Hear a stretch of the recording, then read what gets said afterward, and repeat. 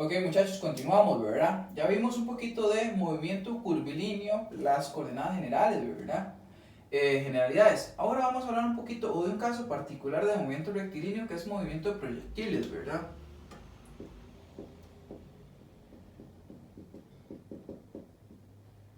Proyectiles. ¿Qué sucede en proyectiles? Simplemente es algo que se lanza, ¿ok? E interseca algún punto. Imaginemos a alguien que lanza una pelota simplemente y llega a un punto, ¿ok? El movimiento de proyectiles está conformado por dos tipos de movimiento que se dan simultáneamente. A lo largo del eje X tenemos movimiento rectilíneo uniforme. Recordemos que aquí la aceleración es igual a 0. ¿Ok? ¿Y qué decía esto? Que la velocidad, esto implica que la velocidad X, aceleración en X, es igual a constante. ¿Ok? Entonces, la velocidad con que esta partícula sale en X es igual a la velocidad con que esta partícula llega en X. Ojo, X. Ahora, cuando hablamos de la coordenada, yo voy a definir la coordenada Y positiva hacia acá, hacia arriba, y X positivo hacia la derecha. ¿Qué tenemos? Recordemos que hay una aceleración. ¿Cuál es la aceleración que existe? La aceleración de la gravedad, que es negativa según mi eje de referencia. Entonces, básicamente el movimiento rectilíneo, el movimiento curvilíneo de proyectiles, ¿verdad? Estaba compuesto con dos. La coordenada X, simplemente tenemos movimiento rectilíneo uniforme. Entonces, ¿qué es lo que tenemos de acá? Que la velocidad final en X es igual a la velocidad inicial en X más, perdón,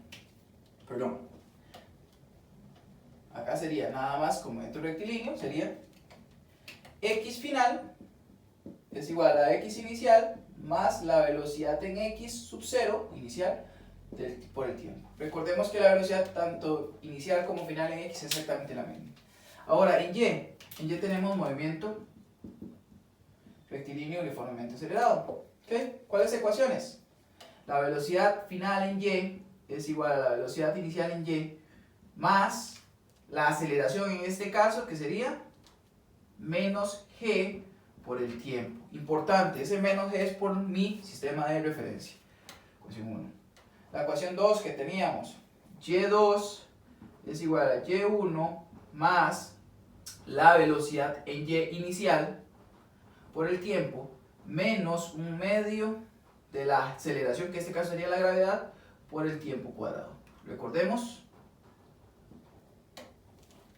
Y la tercera ecuación, que era un medio de la velocidad en Y al cuadrado final menos la velocidad en Y inicial al cuadrado, es igual a menos G, porque recuerden que era la aceleración, por Y final menos Y inicial. Y este sería el caso de proyectiles. Básicamente es esto. ¿Qué sucede? Que ambos movimientos se dan simultáneamente. Entonces, es decir, en un t igual 1 yo tengo esta ecuación y en el t igual 1 tengo también estas ecuaciones. El tiempo se da simultáneo a ambos movimientos. ¿Ok? ¿Estamos claros? Simplemente eso es proyectiles. Ahora, vamos a hablar un poquito ya más de movimiento curvilíneo.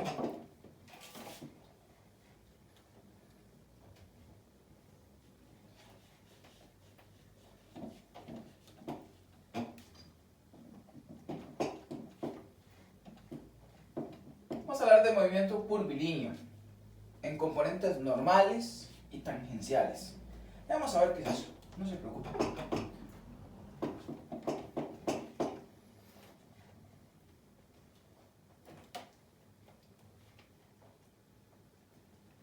Ok, movimiento curvilíneo.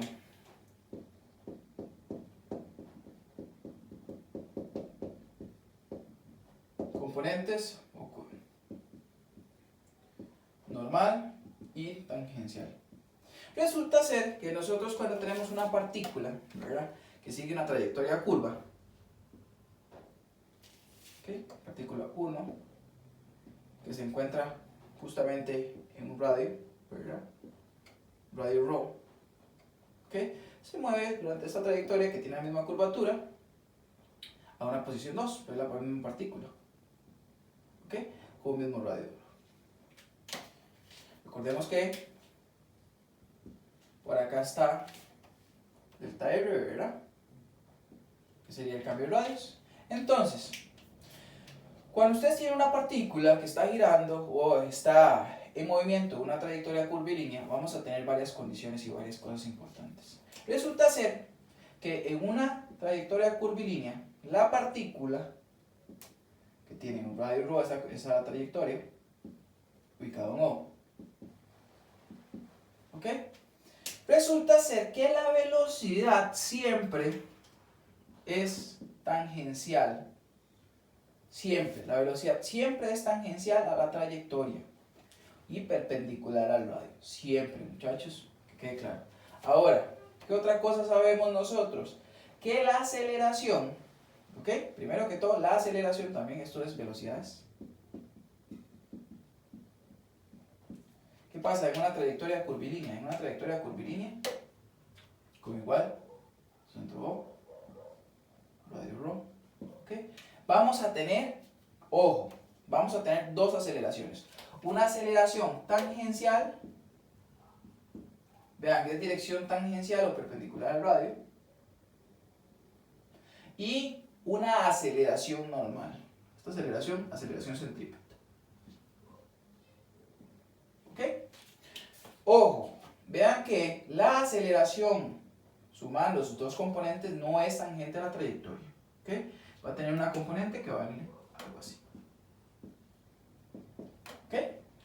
Eso es lo que quería comentar. Entonces, cuando hablamos de movimiento curvilíneo en componentes normal y tangencial, siempre que tenemos una ruta curvilínea, muchachos, vamos a tener una velocidad que es tangencial a la trayectoria y una aceleración que es normal. Vamos a tener dos componentes, una normal que va hacia dentro de la curvatura y otra tangencial que va hacia afuera va tangencial a la curvatura. Entonces, con respecto a velocidades, ¿verdad? Simplemente la velocidad es igual a una magnitud de la velocidad en su componente tangente, ¿verdad? Vean que esto va en dirección tangente a la trayectoria. Ahora, con respecto a aceleración, lo que pasa es que la aceleración está dada por una aceleración tangencial en dirección tangente más una aceleración normal en dirección normal. Vean, positivo siempre hacia el centro de la curvatura. Ahora bien, ¿qué es la aceleración tangencial? La aceleración tangencial simplemente es la derivada de la velocidad en el tiempo, ¿verdad? Su magnitud. ¿Ok? O dv de t. Ahora, la aceleración normal es algo importante. La aceleración normal es igual a la velocidad al cuadrado entre el radio de curvatura. Esta sería la magnitud. Vean lo siguiente, yo puedo ir en un carro, muchachos. Ustedes pueden ir en un carro, cualesquiera, y entran en una curva. Si ustedes mantienen la aceleración cero, ustedes sienten que el carro quiere salirse de la curva, ¿verdad? Es que hay una aceleración centrífuga que quiere sacarlos. La que se encarga de mantenerlo es la centrípeta, ¿ok? Ahora, yo puedo no tener aceleración tangencial, pero si siempre yo estoy en una curva y ese carro está en movimiento constante, una velocidad constante, tengo siempre aceleración normal, ¿ok? ¿Estamos claros? Esto de acá sería la introducción de movimiento curvilíneo, componentes normales y tangenciales.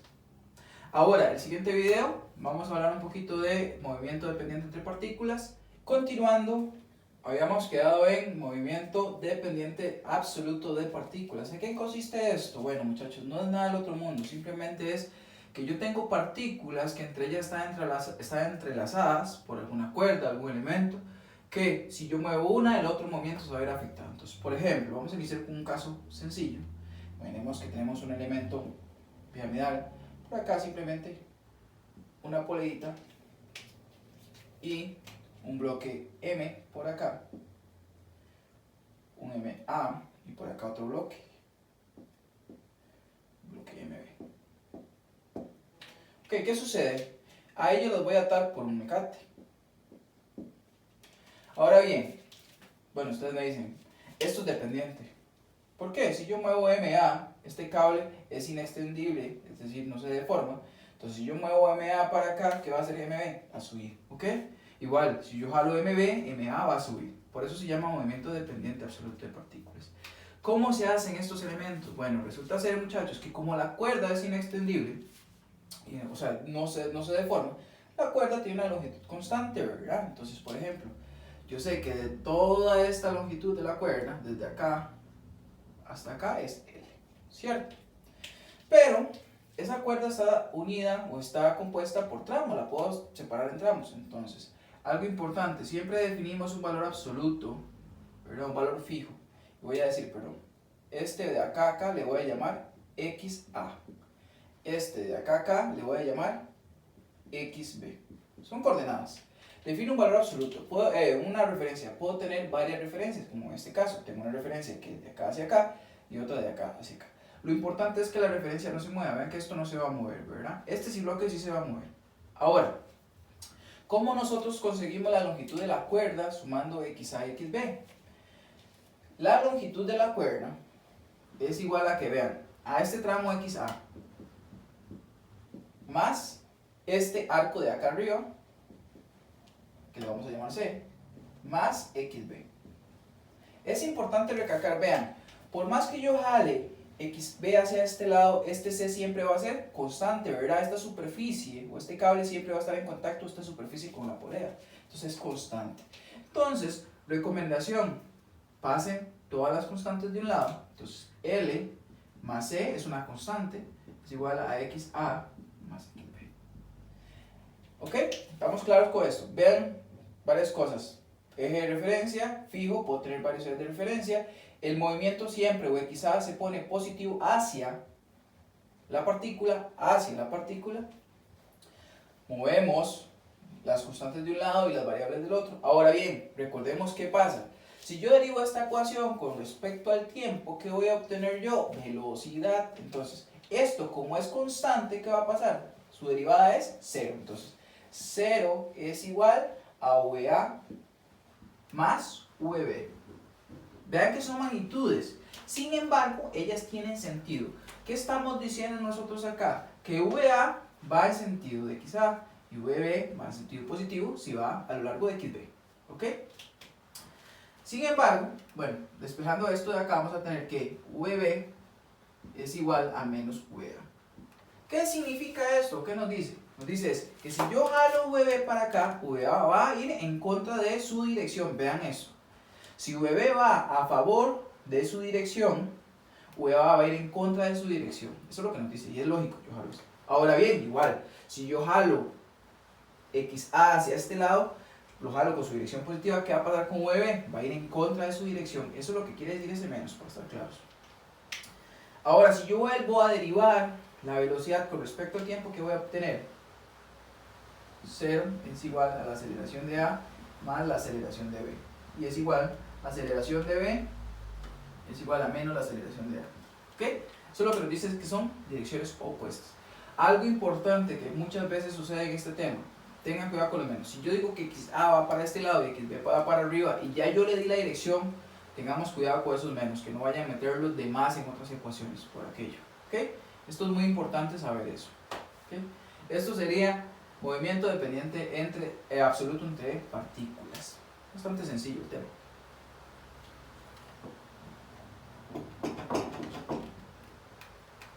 Ahora vamos a ver movimiento relativo.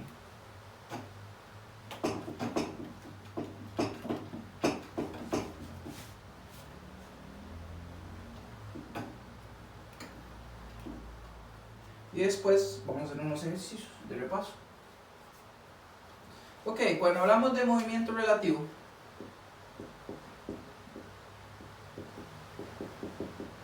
¿qué sucede? Resulta ser que hay dos partículas. Partícula A y una partícula B. Ambas tienen velocidades, ambas tienen aceleraciones, ambas tienen de todo. Pero son vistas de un eje de referencia, no sé, en este caso y, X, y, A la partícula A tengo un radio de A.